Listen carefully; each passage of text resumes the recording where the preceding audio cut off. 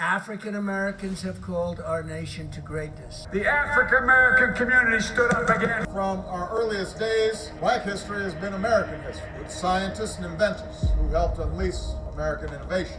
This is Black Men Network, the organization of strong, intelligent Black men. Powerful, highly intelligent, and super wealthy. Black Panther's history, Black Panther's status, and what's not being said about Black Panther. On one hand, Black Panther is the most powerful character that Marvel has. On the other hand, he is the most feared character that Marvel has ever produced. For decades, the production and publication of Black Panther has scared racists and bigots in America and throughout the world. It is the story of a man who is the king of a nation of highly intelligent, highly advanced Black people all working together. Because Black Panther was originally released during the Civil Rights era, many racist and bigoted Americans did not want the release of a strong Black superhero defeating white men. With the release of the trailers for Wakanda Forever, there's a lot of things that we have to consider. What's being said and what's not being said.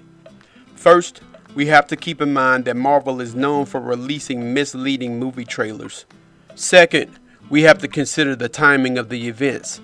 After the infamous snap from Thanos, there was 5 years of untold story time. During this time, Wakanda lost most of its people, and the security forces were severely depleted. This would explain why Okoye had to step up from a warrior position to a political position. Because Shuri was out on her embassy duties and Black Panther was turned to dust, the highest ranking position in Wakanda was turned over to Ramonda, the Queen.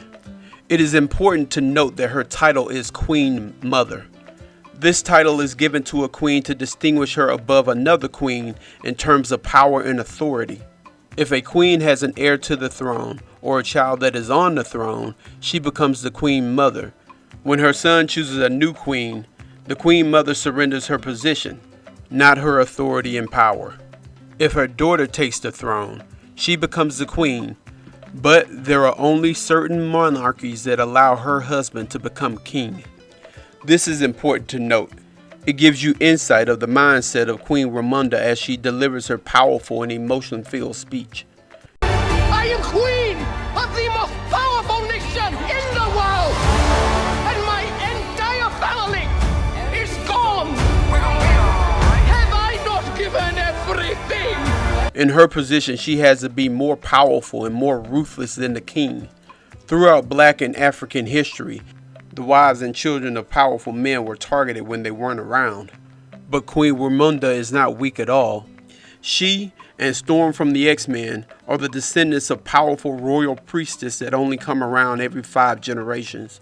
This is why their hair is white and why they are quietly amongst the most feared female characters in Marvel. In the last movie, we saw the battle between the tribes within Wakanda. This movie focuses on the war between the nation of Wakanda and Atlantis. This is a war about a small piece of land that has been going on for at least a century. The land gives Wakanda access to the sea, but it gives Atlantis access to the shore. The dispute got personal when Black Panther caught 2 Atlanteans stealing vibranium. Black Panther wanted to punish them in Wakanda. Namor wanted to punish them in Atlantis. The two fought, and they've been fighting ever since. The beef between them intensified when Riri Williams, also known as Ironheart, developed a device that could detect vibranium underwater. Wakanda extracted the vibranium. This crossed the line with Atlantis. As the king of Atlantis, Namor struck back by flooding Wakanda. Black Panther struck back, and after a long battle, he defeated Namor. Eventually, Black Panther and Namor both advocated for peace between their nations, but not Shuri. Shuri wanted vengeance. She eventually got that vengeance when she took on the throne and the mantle of Black Panther. She struck back with Wakandan forces that decimated Atlantis. This is most likely the battle that we will see in Wakanda Forever. Another battle that we will likely see is between Namor and Atuma. Namor is the rightful heir to Atlantis because his mother was a queen, but his father was human. His mother used a potion so that she can breathe on air to have a relationship with his father. Atuma is the warlord of Atlantis. He believes himself to be the prophesied leader of Atlantis. He also doesn't care much for Namor. He doesn't believe that a half-human has a right to rule over his people. The Atlanteans shown on the bridge are likely to be emissaries or defectors from a civil war. Depending on how loosely Marvel follows the comic books, there are a lot of possibilities with this movie. While I truly believe that Angela Bassett should have played Storm, I believe that this role was much more fitting. Great job, Ryan Coogler. I also don't believe she wants to return to the role, so it's likely that her character will be killed off. Depending on the success of this movie, it's likely that Marvel will use time travel to revamp the role of T'Challa. Because Black Panther and Wakandan technology were the key to defeating Kang the Conqueror, it's going to be hard to tell the same story without him. We also have to consider that Shuri was turned to dust during the snap. Based on Queen Mother's speech saying that she had lost all her family, this would make sense and be more fitting. We also have to consider the introduction of Dr. Doom as a character. He gave asylum to the Atlanteans while their country was defeated. While he is a powerful character, in these events he acted like a serpent in the Garden of Eden, whispering in the ear of T'Challa and Namor, amplifying the dispute between them. The story of Black Panther and Wakanda are based on real-life people. The Wakandan people are based on the Canaanites from the Bible. The nation of Wakanda is based on the powerful Mali Empire, which is said to be the only African empire to never be colonized. T'Challa is based on the Jamaican activist Marcus Garvey. He is also based on the king of the Mali Empire, Mansa Musa. Mansa Musa was so rich that his wealth is only described as incalculable. This is why T'Challa is the richest character in all of comic books. I know someone somewhere is going to bring up an Iron Man and a Bruce Wayne, so let's go ahead and end that debate. 1 gram of vibranium is worth $10,000. A gram is the weight of a single paperclip. T'Challa has 10,000 tons of vibranium. To put that into perspective, that is 907,000 grams in 1 ton, making his net worth at just above $90 trillion. That's right, trillion. How many billions in a trillion? Do the math. The production of Black Panther has been pushed aside for decades. It's not the character, it's the thought of what it could do to black people. It could give them hope, self-belief, and identity.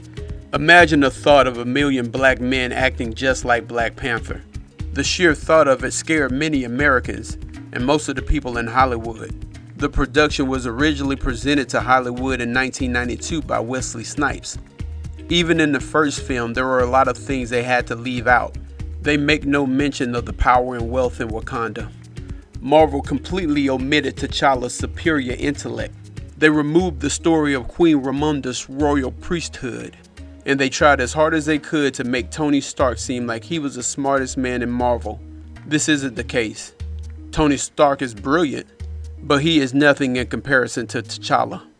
This brings me to the one thing I don't like about the movie and the Marvel franchise in its entirety. It's that sad need to try to suppress black intelligence, especially in black men. Think about it. With all of the characters that have been introduced, they only give the role and title of genius to white men and women. And it's not just T'Challa. Let's look at Falcon. He is a character with a genius level that can match Tony Stark. Yet in the movies, he's only depicted as the average guy. T'Challa's level of intelligence surpasses Tony Stark and most other characters in Marvel. He is as intelligent as any human can possibly be. He is an expert in multiple sciences, a master mathematician. He has mastered multiple languages. This is even common with African people today, who commonly speak multiple languages. His genius intelligence was passed down from generations. His grandfather was building spaceships before America even had science. His mother, whose name is Inyami, was one of the most brilliant scientists in Wakanda. Most of the people in Wakanda are highly intelligent, advanced people. They study math and science from a very young age. They speak multiple languages. Think about it. The entire city is made from vibranium. How intelligent would a person have to be to know the secrets of vibranium and tell it to no one? Even Killmonger was extremely brilliant. The only way they could defeat him was to trick him. Overall, I'm pleased with the movie, and I'm thankful that people are finally putting black superheroes on mainstream movies. I just don't understand why people are so intimidated by strong, intelligent black men, and why there is this overwhelming global need to suppress black intelligence. If we as a people are going to unite and advance into the future, we cannot be afraid of the strength and intelligence of another person simply because they don't look like us. Nor is anyone going to make themselves look stronger because they suppress the intelligence of a man simply because he was born black. Understanding black people means understanding them in their entirety. That means the men and the women, strength and intelligence. Now that's why Black Men Network, Wakanda Forever.